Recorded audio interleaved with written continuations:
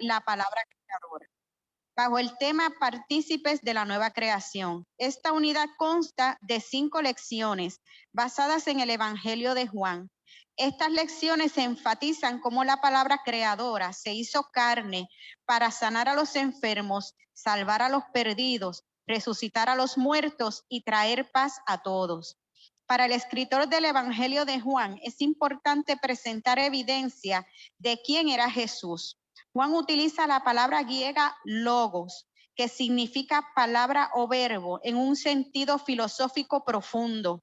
Jesús es el verbo, la palabra enviada por Dios, enviada por Dios, siendo una en identidad con Dios. Este verbo, quien es luz e hijo de Dios, se reveló al mundo y a los judíos, pero estos últimos no lo aceptaron. Sin embargo, aquellos que le aceptan participan de su plenitud al convertirse en hijos de Dios, que en esa plenitud estamos todos nosotros. La creencia con más adeptos es que el Evangelio de Juan fue escrito por el llamado discípulo amado de Jesús. Juan, uno de los 12 discípulos, hijo de Zebedeo y Salomé, hermano de Santiago, a quien apodaron hijos del trueno. Se cree que este evangelio fue el último en escribirse. A diferencia de los evangelios de Marcos, Mateo y Lucas, que se centran en el ministerio de Jesús en Galilea, Juan centra su evangelio en lo que Jesús hizo en Jerusalén.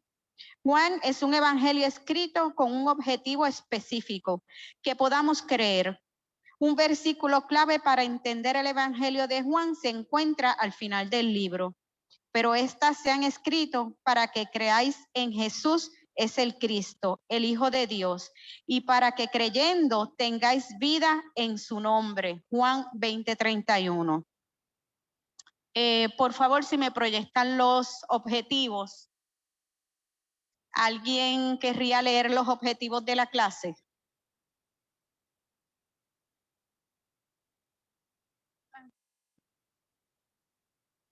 Explorar el significado que tiene para este mundo del verbo de Dios, la palabra hecha carne, y considerar la relectura de la historia de la creación desde la perspectiva del Evangelio de Juan. Y el tercero, especificar lo que significó este pasaje para la iglesia naciente en la comunidad del discípulo amado, Juan, y lo que significa hoy. Estos son los objetivos que vamos a estar trabajando en la mañana de hoy y pasamos entonces al vocabulario. Si me lo proyectan. Ok. ¿Alguien querría leer, por favor, el vocabulario?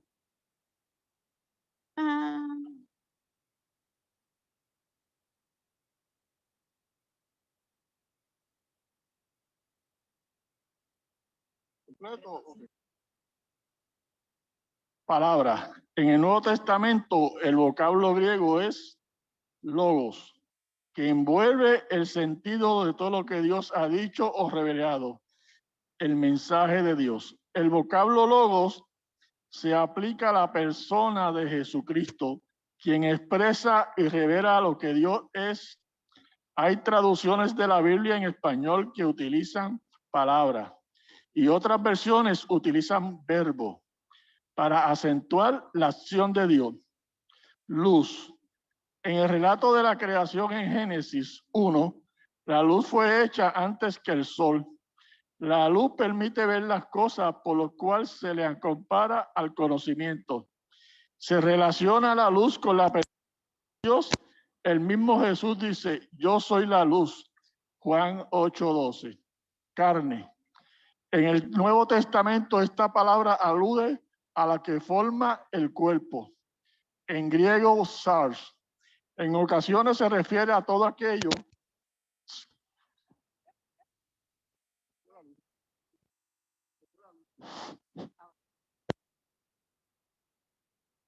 en el Nuevo Testamento esta palabra alude a lo que forma el cuerpo.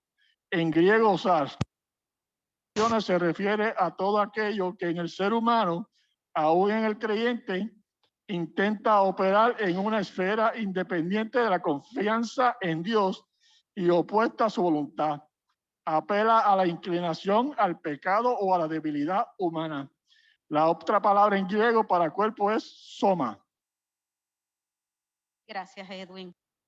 Aquí tenemos el vocabulario. Vamos a profundizar durante la discusión de la clase en estas 3 definiciones. Pero antes de comenzar de lleno con la discusión de la clase, vamos a hacer un ejercicio. Yo voy a leer todo el pasaje completo de Juan 1, del 1 al 14. Y ustedes, después ustedes identifican en este pasaje. ¿Okay? Voy a leer la versión popular. En el principio ya existía la palabra, y aquel que es la palabra estaba con Dios y era Dios. Él estaba en el principio con Dios. Por medio de él, Dios hizo todas las cosas. Nada de lo que existe fue hecho sin él. En él estaba la vida, y la vida era la luz de la humanidad. Esta luz brilla en las tinieblas, y las tinieblas no han podido apagarla. Juan, a quien Dios envió como testigo para que diera testimonio de la luz y para que todos creyeran por lo que él decía. Juan no era la luz, sino uno enviado a dar testimonio de la luz. La luz verdadera que alumbra toda la humanidad venía a este mundo. Aquel que es la palabra estaba en el mundo, y aunque Dios hizo el mundo por medio de él, los que son del mundo no lo reconocieron. Vino a su propio mundo, pero los suyos no los recibieron. Pero a quienes los recibieron y creyeron en él, les concedió el privilegio de llegar a ser hijos de Dios. Y son hijos de Dios no por la naturaleza ni los deseos humanos, sino porque Dios los ha engendrado. Aquel que es la palabra se hizo hombre y vivió entre nosotros, y hemos visto su gloria, la gloria que recibió del Padre por ser su Hijo único, abundante en amor y voluntad. Palabra de Dios. ¿Alguien ha podido identificar dentro de este escrito alguna característica de Jesús? Bueno, la primera dice que Él es la palabra, o sea que es, y en la versión Reina Valera dice que es el verbo, o sea que es la acción. Es la palabra hecha acción. Dice otras cosas, pero no sé si mis hermanos querrán decir algo más. ¿Hay más? Claro. ¿Alguien más identificó alguna otra característica de Jesús dentro de la escritura que acabamos de leer que quiera compartir? Antonia.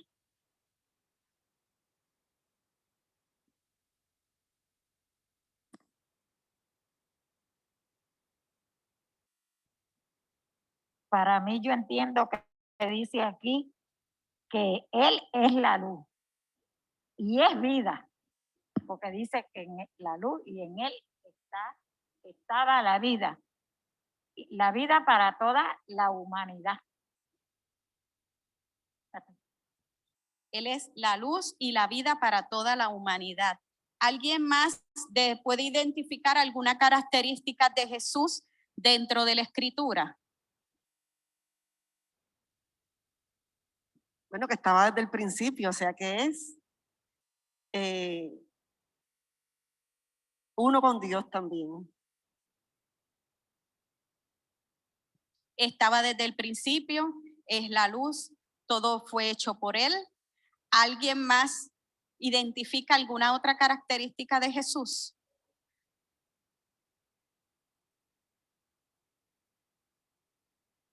Él era todo. Antonio.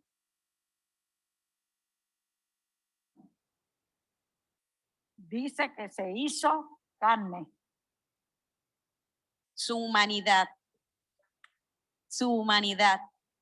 Identificamos en la escritura su humanidad, que fue hecho carne, que fue hecho humano, que fue hecho hombre, para que viniera a ser la luz del mundo y cumplir las profecías que se habían hecho sobre él desde el principio de la creación. Y le pregunto a ustedes, esta visión que presenta Juan es la visión que tenían los creyentes de esa época, que estamos hablando más o menos de los primeros 100 años del nacimiento del cristianismo. Para ellos, Jesús lo era todo. Jesús era la vida. Jesús es la vida. Jesús es todo. Jesús es lo que alumbra el camino. Es lo que nos da salvación. Y le pregunto yo a ustedes, en estos tiempos, los creyentes de estos tiempos, ¿ven a Jesús de la misma manera?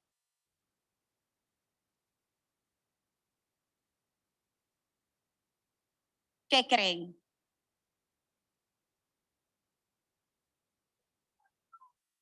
Lo debe de ver así, que es verdadero en todo tiempo. Pero, ¿realmente vemos a Jesús de esa manera? ¿O lo vemos, como dice Pastora, como una TH? De resuélveme el problema cuando lo tengo. Y no podemos ver en toda su amplitud quién es Jesús y qué fue lo que hizo por nosotros. Porque los cristianos del primer siglo vieron a Jesús y entendieron que Él era todo, que en Él estaba concentrado todo, toda la creación. La creación se hizo para Él. Él hizo la creación. Él es el antes, el durante y el después. Él lo es todo. Y ellos lo entendieron y lo vivían de esa manera. Nosotros en estos tiempos, ¿vemos a Jesús de la misma manera? ¿O solo lo vemos como un resuelve de nuestras necesidades? Lo vemos como el que nos va a resolver cuando nosotros tengamos algún problema o alguna situación.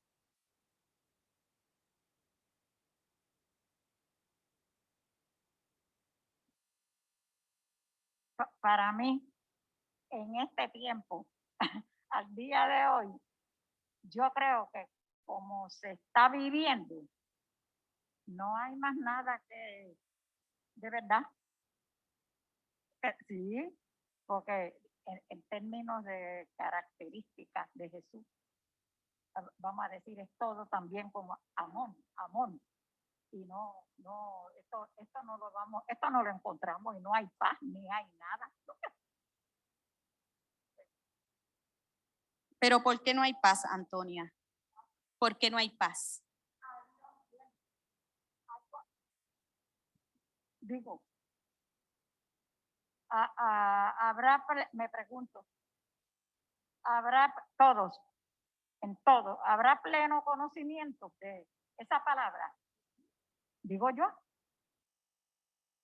No sé, me pregunto y no.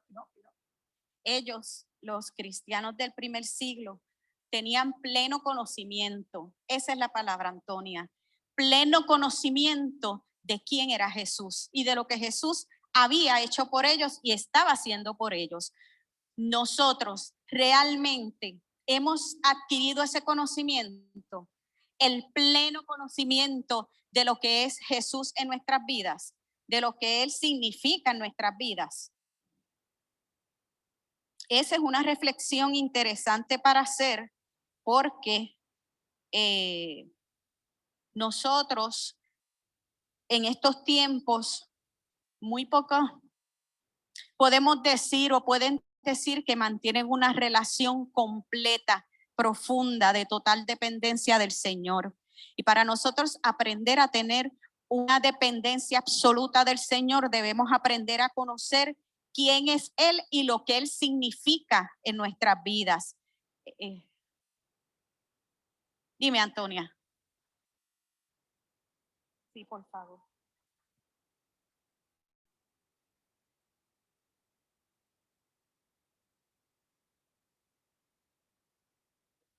A mí me parece que según la lectura, pienso que dice que a los suyos vino y los suyos no le conocieron.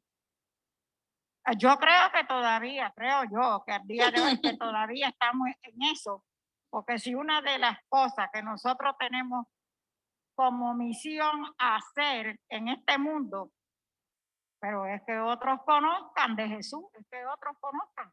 Eso es un mandato, porque es que lo dice, que los suyos vino y que no lo conocieron. A mí me parece que todavía estamos en eso, con nuestras acciones y con todo lo que está sucediendo en el mundo. Así mismo es, Antonia. Sí, que el mismo texto dice que unos sí lo recibieron y otros no lo recibieron. Y en la actualidad es lo mismo. Hay quien lo recibe, hay quien no lo recibe. Porque ¿qué evangelio se le predica a la gente en Corea del Norte, en India, en Siria, donde los matan a los creyentes y saben que al momento de aceptar a Jesucristo lo primero que está en juego es su vida? Pues el evangelio santo de Jesucristo, que lo toman con una seriedad y con algo tan importante, porque por acá hay mucha gente que quizás le digan a la gente, conviértete, que en este evangelio tú le das $1 a Dios y él te da 100. Y entonces hay gente pues que vienen a tener una relación con Dios de esa manera tan ficticia y pero cuando se le dice al ser humano hay cosas peores, como el pecado, que es lo que te mata, y te puede ser libre del pecado y de la muerte aceptando a Jesucristo, ahí esa persona tiene una relación verdadera con Dios. El que se convierte sabiendo eso, no le importa que le piquen la cabeza, porque dice, no me importa el que me mate el cuerpo y el alma no me la puede echar al infierno. Y un pequeño detallito de los primeros cristianos, los discípulos, ellos sí podían decir que Cristo no era Dios, porque lo vieron llorar, lo vieron tener sus necesidades como cualquiera de nosotros, vieron que era un hombre. Sin embargo, el testimonio que terminan diciendo es, definitivamente este hombre es Dios. Así mismo es. Okay. Le voy a decir algunas de las características que yo encontré en la escritura. Dios es uno con Jesús. Se señala la deidad de Jesús. Al decir que Dios es uno con Jesús, decimos que Jesús es Dios también. Se establece que Jesús es el primero en la creación. Es el Salvador de la humanidad. Establece el escrito la humanidad de Jesús. Jesús vino y los que le conocieron vieron su gloria. El mundo lo rechazó, pero también vi sacrificio, obediencia, servicio y amor. Porque para él venir aquí lo hizo en total obediencia a lo que el Padre le pidió. Y él se entregó por nosotros en total obediencia, sin importarle lo que iba a pasar con su humanidad. Este retrato de Jesús es la comprensión que tiene la comunidad para la cual fue escrito este evangelio, de la personalidad y misión de Jesús. Durante la composición del evangelio de Juan ocurre la destrucción del templo de los judíos y de Jerusalén. Esto aconteció en el año 70.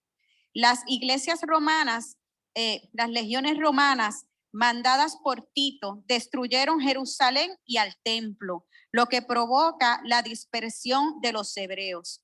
Se señala este evento como una de las situaciones que provoca la separación y expulsión de los judíos cristianos de las sinagogas. En la época de la escritura del Evangelio de Juan, los judeocristianos, que eran los que proclamaban a Jesús como el Mesías, no podían entrar en las sinagogas porque estaban controladas por los rabí pertenecientes a la corriente judeo-farisíaca, que son los que no aceptan a Jesús como el Mesías, por lo cual los judíos y los gentiles cristianos eran perseguidos por sus creencias.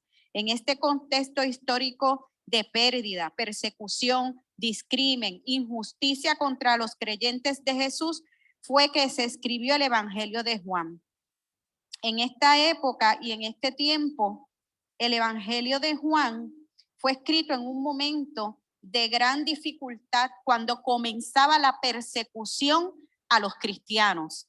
Y eran perseguidos por el Imperio Romano, pero también eran perseguidos por los judíos que no aceptaban que Jesús era el Mesías, porque no debemos olvidar que a pesar de que él vino a tratar con el pueblo de Dios con el pueblo escogido, que eran los hebreos, muchos de ellos no aceptaron a Jesús como Mesías.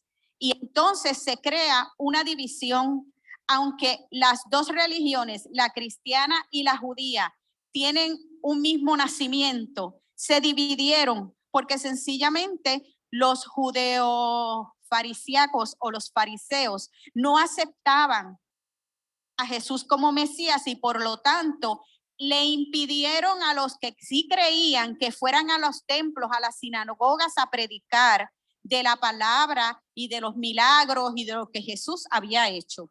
Y esto pues trajo como consecuencia esta separación. En medio de estos grandes conflictos para el pueblo cristiano es que se escribe entonces el Evangelio de Juan. Y una de sus intenciones pues es dar ánimo, es ayudar a que las personas que estaban bajo esta persecución pudieran tener esperanza, pudieran creer, tuvieran algo en que sostenerse para poder sobrellevar lo difícil de lo que estaban viviendo en ese tiempo. Vamos entonces a pasar a leer y a desmenuzar los versículos.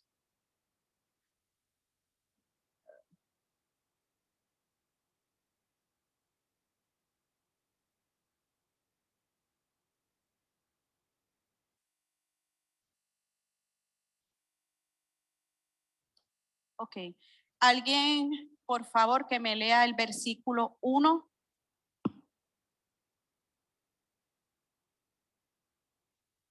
Es cortito, pero es todo un mundo.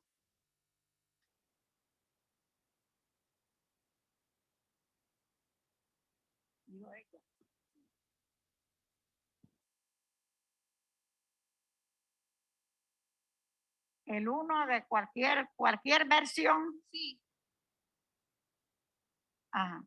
En el principio ya existía la palabra, y aquel que es la palabra estaba con Dios y era Dios. Este versículo lo resume todo. En el principio era el verbo y el verbo estaba con Dios y el verbo era Dios. Aquí cuando hablamos de verbo, estamos hablando del logos. Y el logos y el verbo se refiere a Jesús. Cuando hablamos durante la escritura de verbo, de logos, de luz, estamos hablando de Jesús. O sea, que si volvemos a leer otra vez, sustituyendo el verbo por Jesús, sería de esta manera. En el principio era Jesús. Jesús estaba con Dios y Jesús era Dios. ¿Qué nos quiere decir este versículo?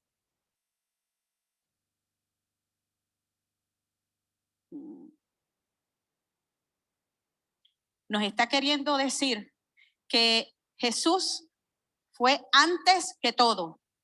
Él estuvo antes de la creación de los humanos, de la creación del universo, del mundo. Él es todo. Él estaba antes de todo. Por Él se hizo todo. Para Él se hizo todo. Y que Él es uno con Dios. Pero no es Dios. Porque dice que era el verbo y el verbo estaba con Dios. Por lo tanto, Él era todo y ese todo estaba con Dios, pero no era Dios. Este versículo nos habla de el fundamento de la Trinidad. Una vez que se escribió este versículo, fue que se comenzó a aceptar y a trabajar dentro de las escrituras del primer siglo lo que es la Trinidad, Padre, Hijo y Espíritu Santo. Porque aquí Juan nos está señalando que existen dos, Dios y Jesús, que los dos son uno, pero existen por separado. Y ese es el principio de lo que luego se conocería como la teología de la Trinidad. Al mismo tiempo, este ser no abarca todo lo que Dios es. Dios el Padre es una persona diferente del Verbo. Por eso dice el Verbo con Dios. Así el Padre y el Hijo es conocido aquí como el Verbo, son igualmente, son igualmente Dios, aunque distintos en su persona. El Padre no es el Hijo y el Hijo no es el Padre. Sin embargo, ambos son igualmente Dios, junto con Dios el Espíritu Santo, haciendo un Dios en tres personas.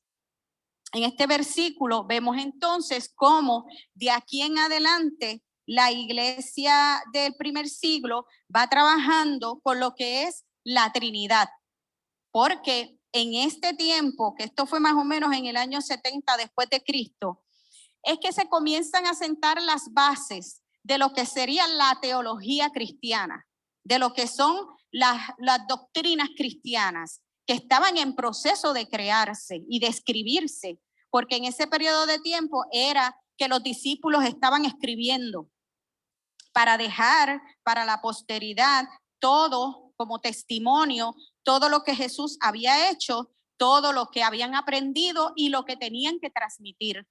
Y una de las principales enseñanzas, teologías, es la teología de la Trinidad, Padre, Hijo y Espíritu Santo.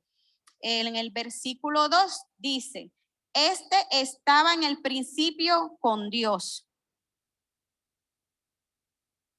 Esto, una vez más, establece el punto de que el Padre es distinto del Hijo y el Hijo distinto del Padre. Son igualmente Dios, sin embargo, son dos personas diferentes. Ese es uno de los grandes misterios, porque tenemos un ser supremo que por amor a su creación se dividió en tres. Dios, Jesús y el Espíritu Santo, que es el que nos acompaña y nos consuela y está con nosotros y nos da fortaleza y nos regaña a veces cuando es necesario, todos los días. Por favor, que alguien lea los versículos del 3 al 5.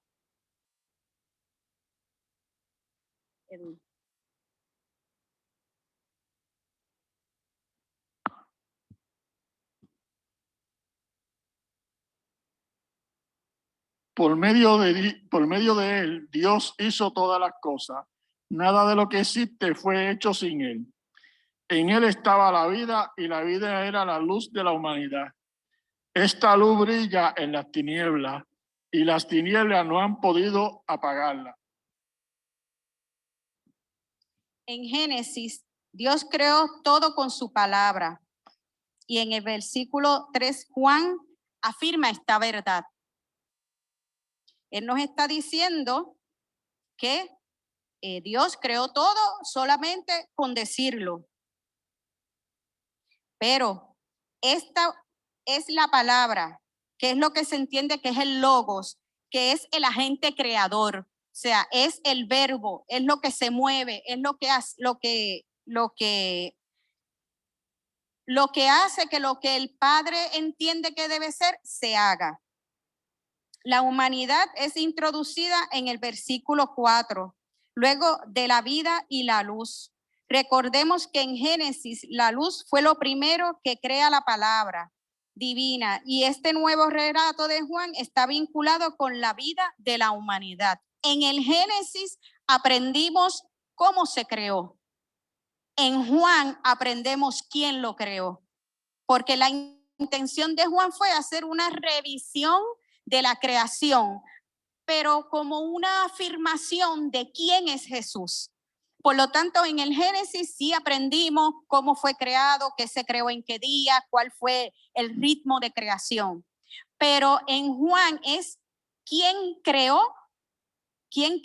lo creado, quién creó la humanidad, quién creó al universo. Eso es lo que Juan está queriendo enseñarnos en su evangelio. En el versículo 5, Juan introduce la maldad en el simbolismo de las tinieblas. En esta relectura de la historia de la creación, ya Juan está introduciendo la maldad. Él crea una separación.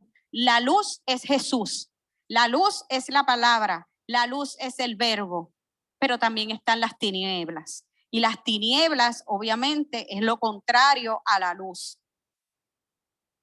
En el mal existe, pero estas tinieblas no vencieron la luz. Él está señalando que la luz estaba desde el principio, que sí hubo tinieblas, pero que las tinieblas nunca van a vencer a la luz, porque la luz, que es el verbo, que es el logo, que es el Jesús que se sacrificó en la cruz por nosotros, venció.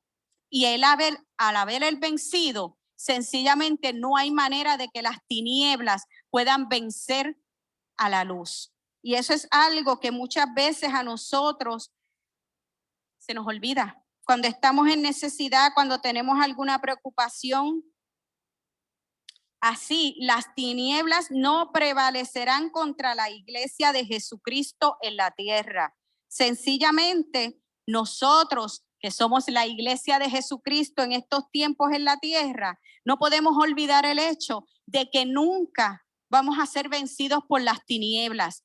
Claro, siempre y cuando nos mantengamos en la luz, nos mantengamos inmersos en la palabra, estemos diariamente tratando, intentando, llevando la manera de incluir a Jesús en nuestras vidas. Si nosotros no olvidamos eso y trabajamos activamente para eso, las tinieblas nunca van a poder vencernos ni estar por encima de nosotros. Nadie puede venir a usted y decirle que si usted está bautizado, si usted cree en Jesús, si el Espíritu Santo mora en usted, las tinieblas o la maldad o una maldición o una brujería o cualquier otro invento de esto va a poder en contra suyo. Porque eso no es posible, porque la luz ya venció en la cruz. Y con esa victoria, sencillamente, Él alumbra al mundo. Aunque digan que el mundo le pertenece a Satanás, pero ya Jesús venció. Por favor, que alguien lea los versículos del 6 al 11.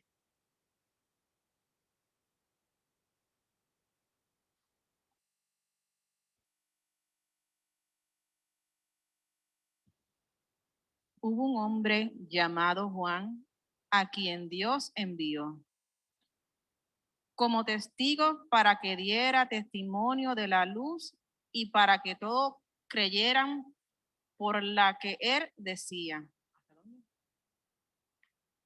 Juan no era la luz, sino uno enviado a dar testimonio de la luz.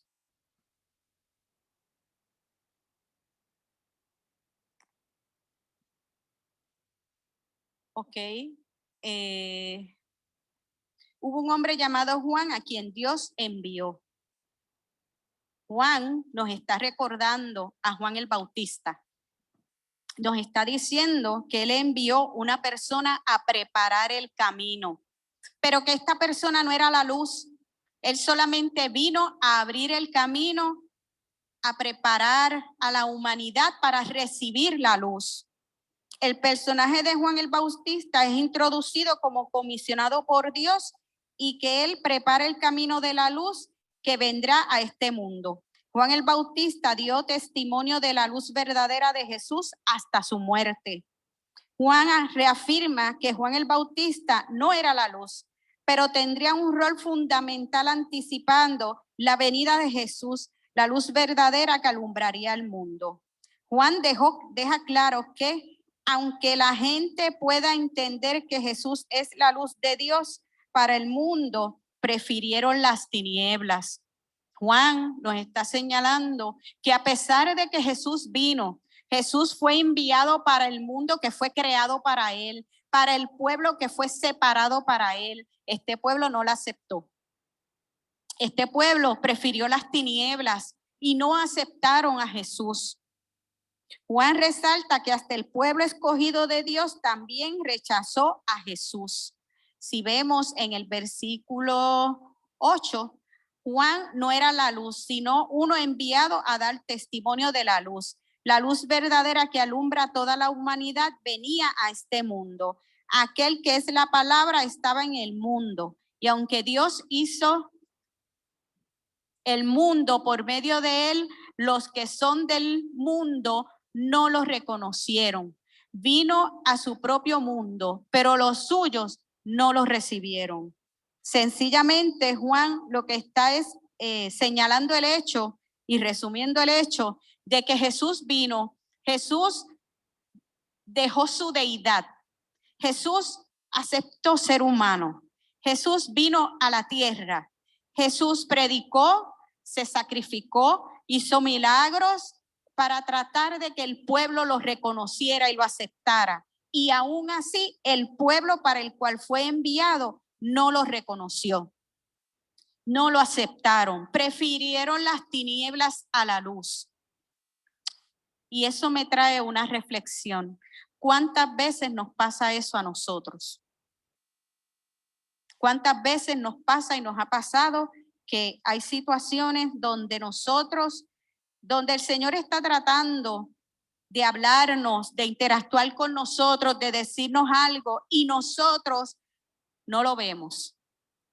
Y muchas veces hacemos lo incorrecto porque no vemos a Jesús en esa situación y lo que Él nos quiere decir. No vemos la interacción con el Espíritu Santo y por lo tanto cometemos muchos errores porque no vemos. Y eso mismo le pasó al pueblo cuando Jesús vino. Jesús caminó entre el pueblo, Jesús hizo milagros entre el pueblo, Jesús resucitó muertos entre el pueblo y todavía el pueblo no lo reconoció y no lo aceptó. Y lo más maravilloso, resucitó después de 3 días y el pueblo todavía no lo aceptó. Por eso es que entonces hay una división entre los judeocristianos y los gentiles que aceptaron el sacrificio de Jesús y lo reconocen como Señor y Mesías, y los que no lo aceptan como su Señor y su Mesías, porque sencillamente ellos no reconocieron, no vieron. En los versículos del 12 al 14 leemos: pero a quienes los recibieron y creyeron en él, les concedió el privilegio de llegar a ser hijos de Dios. Y son hijos de Dios no por la naturaleza ni los deseos humanos, sino porque Dios los ha engendrado. Aquel que es la palabra se hizo hombre y vivió entre nosotros y hemos visto su gloria, la gloria que recibió del Padre por ser su Hijo único, abundante en amor y verdad. No todos han rechazado la luz, porque si todos hubiésemos rechazado la luz, no estaríamos aquí hoy. Nosotros aceptamos la luz. Los que aceptaron la luz son engendrados por Dios y llamados hijos e hijas de Dios.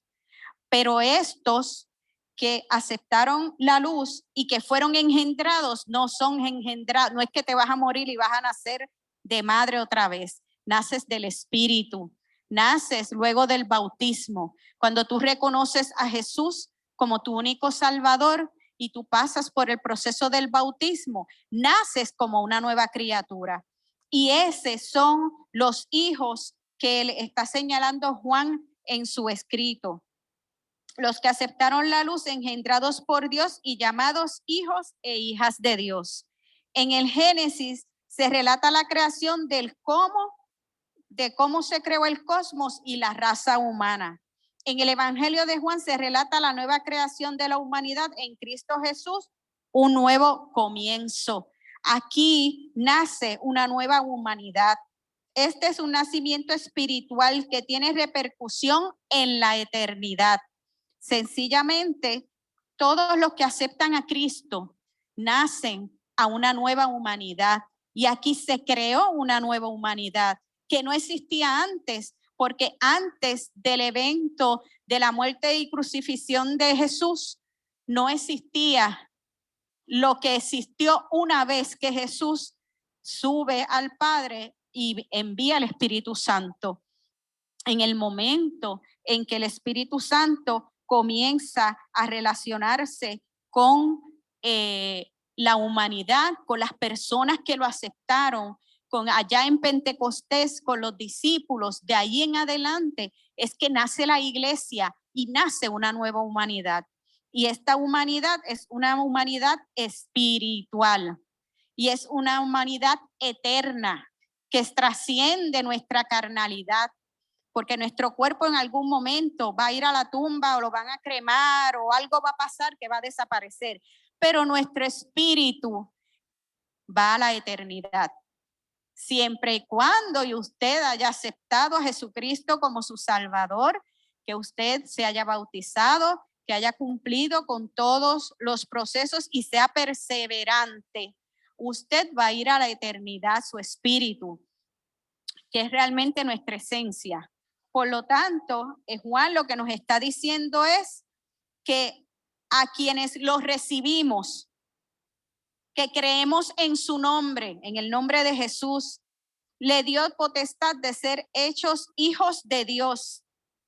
Y esto no es de sangre, ni por voluntad de carne, ni por voluntad de varón, sino de Dios. Nosotros no podemos hacer nada más que aceptar el regalo de vida que Jesús nos da. Pero nosotros no podemos hacer nada más para tener vida eterna, porque ese es un regalo que nos entregó el Señor a través del sacrificio de Jesús.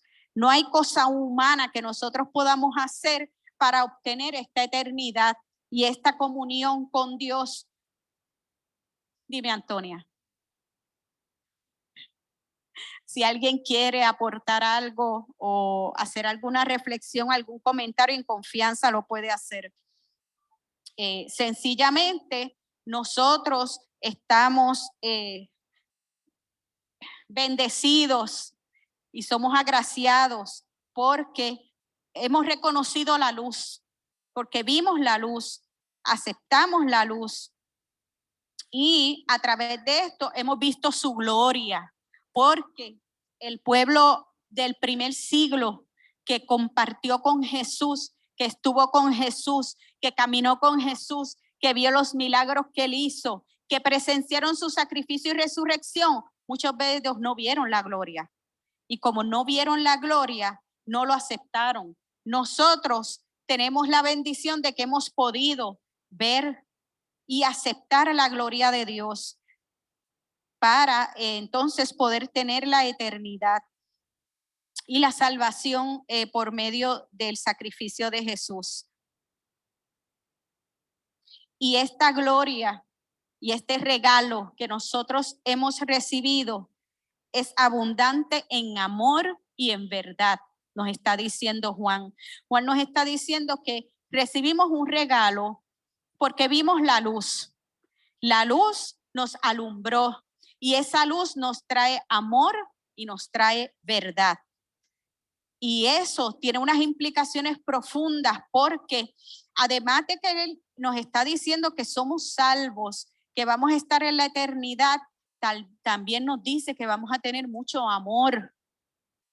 Amor, pero amor del eterno, amor del bueno, amor de que nadie te lo quita, de que nada va a impedir que el Señor te ame porque Él decidió amarte.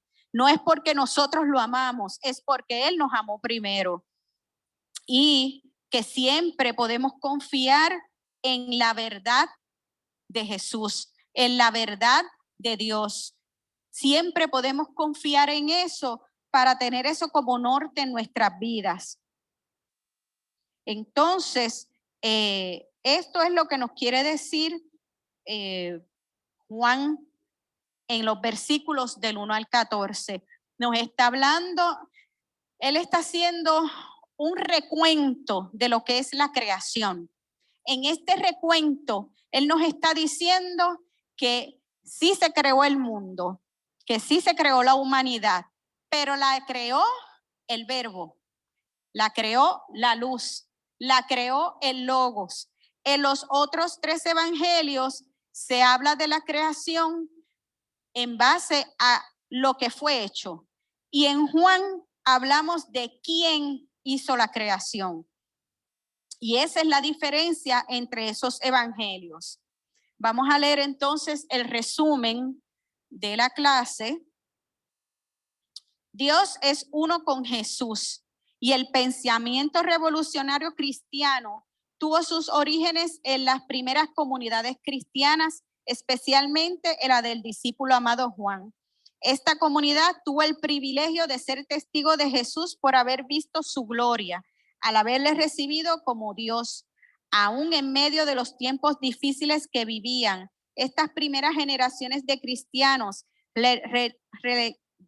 releyeron la historia de la salvación desde los comienzos del Génesis, no tanto para explicar cómo todo fue creado desde el principio, sino quién es aquel que creó todas estas cosas, que es uno con Dios. La palabra, el verbo de Dios, acentúa la acción creadora de todo cuanto existe. Y ahora yo les tengo unas preguntas a ustedes. ¿Cómo nosotros en estos tiempos, siendo creyentes y viviendo en estos tiempos tan difíciles, podemos aportar a la acción creadora de Dios?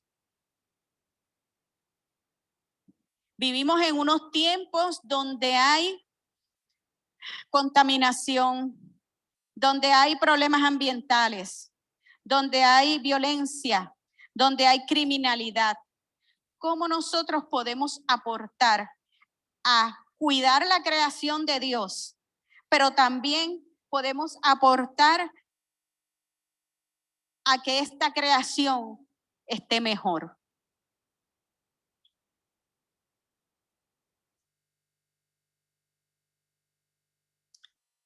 Nosotros sí somos parte de la creación de Dios, pero también tenemos una función porque también nos toca cuidar la creación de Dios. Nos toca ser cuidadosos con nuestros recursos naturales. Nos toca a nosotros ser personas de bien, personas que sigan la ley y el orden, para tratar de crear un balance entre la criminalidad y la no criminalidad.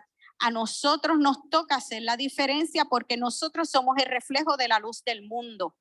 Y si nosotros somos el reflejo de la luz del mundo, debemos ser lo contrario a lo que es el mundo. Para entonces nosotros con nuestras conductas, con nuestro proceder diario, poder llevar el mensaje a través del testimonio de nuestro ser, de nuestra conducta, de lo que se espera de nosotros como parte y colaboradores dentro de la creación de Dios. Esta creación es vivificada e iluminada por la palabra hecha carne, Jesús. Él es la luz que ha venido a este mundo a iluminar y a vencer toda tiniebla, porque no importa la complejidad y lo intenso de la maldad, esto no prevalece sobre la luz que ilumina la vida y el corazón, que es Cristo el Señor. Esta luz, que es Jesucristo, fue anunciada y anticipada por Juan el Bautista, quien con su ejemplo de liderazgo nos llama a abrir camino para otras personas se conviertan y reciban a Jesús.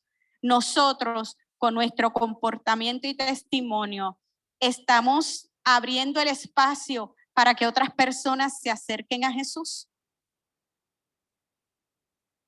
Estamos nosotros con nuestro comportamiento abonando a que el reino siga creciendo. Dime, Antonia.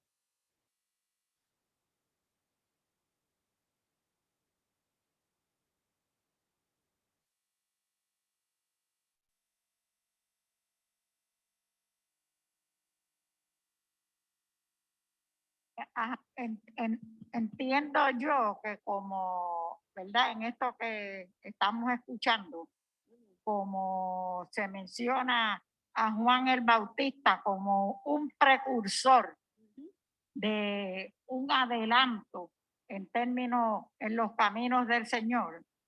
Para mí, pues yo entiendo que dentro de ya ese amor de Dios para toda la humanidad, como el logo, la palabra, todo, para mí la consigna de nuestro Padre Celestial es que nosotros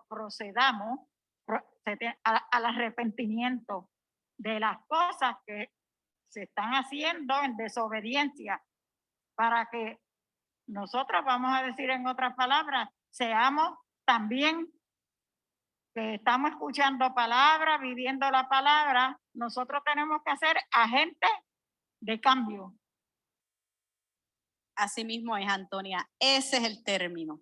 Nosotros somos llamados a ser agentes de cambio, porque con nuestra conducta y nuestro ejemplo, nosotros o podemos atraer o podemos repeler a que la gente acepte el evangelio. Porque si entendemos que la palabra, vamos a decir, es acción, está la Trinidad y es un misterio en términos acción, pues ese mismo Espíritu Santo nos conduce a hacer acción con los demás. Entiendo yo. Sí. ¿Alguien más quiere aportar algo? Nosotros, en nuestro proceder diario, abonamos a que la gente acepte el evangelio, o nos comportamos de una manera que lleva a la gente a decir, ay, pero mira, ese es cristiano, pero yo para allá no voy, porque... Y ahí empiezan los comentarios, porque comenzamos con nuestra conducta a retratar lo que no deberíamos ser. Y Juan nos está diciendo que nosotros aceptamos la luz porque vimos la gracia y por lo tanto nosotros somos el reflejo de la luz de Cristo, porque una vez que el Señor ascendió, los que vinieron después al evangelio lo hicieron por el testimonio que dieron otros, porque ellos no tuvieron información de primera mano. Por lo tanto, nosotros con nuestro ejemplo somos el testimonio de lo que Jesús, el evangelio y la palabra pueden hacer por una persona. La comunidad del discípulo amado quería validar el ministerio de Juan el Bautista y a la misma vez aclarar que él no era la luz, sino aquel que la anunciaría. La iglesia tiene que estar preparada, como lo hizo la comunidad del discípulo amado, para dar testimonio a pesar del rechazo que pueda sufrir, a ser relevantes en este siglo XXI, en medio de los desafíos familiares, eclesiales, comunitarios, sociales y ambientales. ¿Estamos nosotros preparados para dar testimonio? ¿Estamos nosotros dando testimonio de la palabra, de lo que Jesús ha hecho y hace diariamente por nosotros? Porque aunque nosotros no somos la luz, somos como Juan, el reflejo de la luz. Nosotros abrimos camino para otros, con la doble responsabilidad de que nosotros le testimoniamos a otros lo que nosotros aceptamos por fe. Porque todos los que estamos aquí por fe. Porque ninguno estuvo en el primer siglo, ninguno caminó con Jesús, ninguno vio los milagros de primera mano y ninguno lo vio en la cruz. Pero por fe nosotros aceptamos que eso es veraz, que el evangelio es veraz. Y por esa fe es que nosotros debemos darle testimonio a los demás, para que entonces aquellos que aún no han recibido la luz y que aún no conocen la luz, la conozcan, tengan una interacción con la luz y la conozcan. Y esa es realmente la gran responsabilidad que tenemos nosotros los cristianos de hoy en día, que pese a las situaciones de estrechez económica, que pese a la amenaza de hambruna, que pese a la amenaza de inflación, de que la economía se va a caer, de que cualquier cosa que pueda suceder, que va a venir un terremoto y nos va a virar patas arriba, no importa lo que suceda, nosotros tenemos que ser testimonio de la palabra de Dios y de lo que Dios hace con nosotros día a día. Y ese testimonio no está sujeto ni al clima, ni a nuestro buen o mal humor, ni a nada. porque nosotros estamos afincados en una fe, que es una roca que no la mueve nadie. Que no importa lo que suceda, usted siempre debe creer el que el Señor le va a proveer, que no le va a faltar nada, que está bajo la protección del Señor, y eso es lo que usted debe proyectarle a otras personas. Y la lección de hoy nos llama a que en estos tiempos tan difíciles nosotros podamos continuar siendo el reflejo de la luz de Cristo, para que otros que todavía no la han alcanzado lleguen al camino y lleguen al reino cuando aún hay tiempo para eso.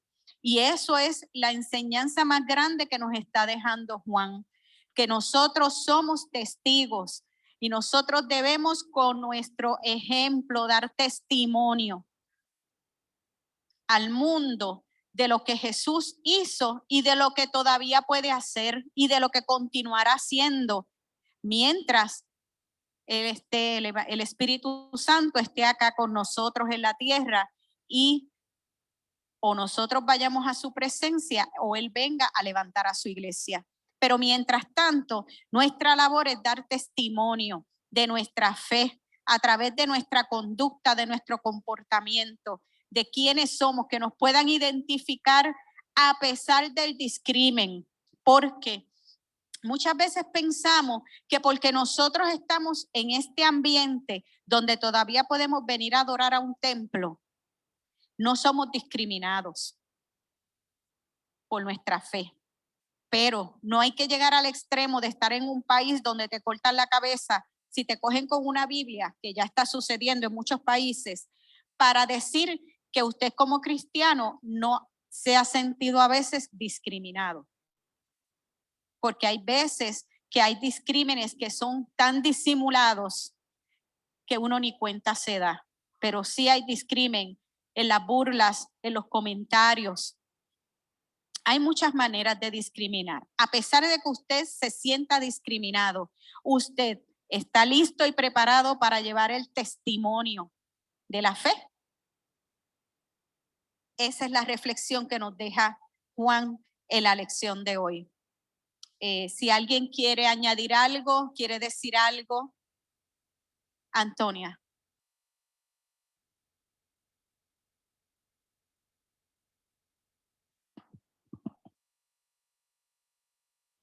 Yo deseo que me corrija en esto que estamos, en esta clase, pues, porque nosotros tenemos que entender que sabemos que nosotros estamos en medio, tengo que decir así, en este mundo, en medio de tinieblas y luz. Y que eso es así, para poder uno, ¿cómo es que se dice? Bregar, trabajar, de verdad. ¿Sí? Nosotros somos la luz que estamos en medio de las tinieblas, porque estamos inmersos en el mundo. En medio de, así es como yo lo veo. Ajá. Entonces, ¿sabes que dice que el reino de Dios lo arrebatan los valientes? Pues uno tiene que buscar una valentía, no con eso, pero con buena palabra, de verdad, para enseñarle a la gente y decirle a la gente esto y esto, pero con palabras buenas que puedan llegar al entendimiento. ¿Sí? Así mismo es, Antonia. Nosotros somos la luz inmersa en las tinieblas y nosotros estamos dispuestos a brillar con nuestro testimonio para alumbrar al mundo. ¿Alguien más quisiera decir algo, aportar algo? ¿Okay? Si no, pues entonces nos ponemos en pie para leer la oración.